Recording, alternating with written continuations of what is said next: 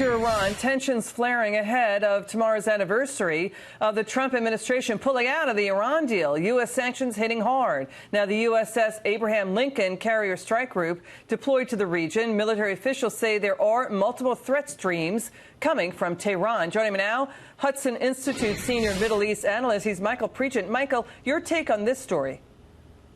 Well, thanks for having me. So, credible intelligence results in a military show of force and a trip to Iraq by Secretary Pompeo to talk to our allies, to talk to Iraq, a country that we want to remain pro-U.S. and we want to take them out of the Iranian sphere of influence.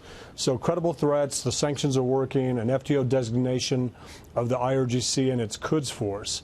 So a lot is happening right now. This regime is under pressure. It just hasn't been under since its existence in the last 40 years. Yeah, we're showing a shot of the Secretary of State arriving in a surprise visit earlier today in Baghdad, Iraq. To your point, here's what, we covered business here in the markets. 19 million barrels of oil per day flow through the Strait of Hormuz. Iranian petrochemical exports pass through that same strait. Would Iran really shoot their own feet off and cut their own throat if they shut that strait? What do you think? Well, they couldn't shut it down. They couldn't keep it shut down. But you're right. They actually hurt themselves if they do this. The difference between the Iranian Navy shutting down the Straits of Hormuz and a designated terrorist organization shutting down the Straits of Hormuz gives our U.S. military more options. And I think that's what we're seeing with the movement of this carrier group into the region and also a bomber capability into the region as well. All right. We do know that Iran-backed groups really attacked our service members. One stat they're responsible for killing hundreds of American service members from 2003 to 2011. But, sir, then we have Iran on the same side against the fight against ISIS. Your take on that?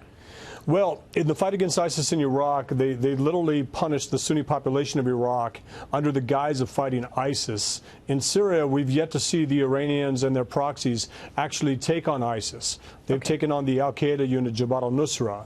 But you know, Iran is doing a lot in the region. They're a destabilizing force, and we need to counter that. I need your reaction to the Iron Dome. Israel is saying the Iron Dome worked, that it shut down more than 250 rockets shot from the Gaza Strip by Islamic jihadis. What's your take on Israel's Iron Dome? Does it work? It does work. What they do is they decide which rockets are actually being guided and could actually hit civilian areas or infrastructure. So they prioritize those rockets. A lot of these rockets are dummy rockets, and they tend to let those go into dead space. The critical component of the Iron Dome is to, again, identify those guided missiles and take them out and allow the errant ones to just go without expending any resources. Michael Pregent, thank you so much for joining us, sir. Come back soon.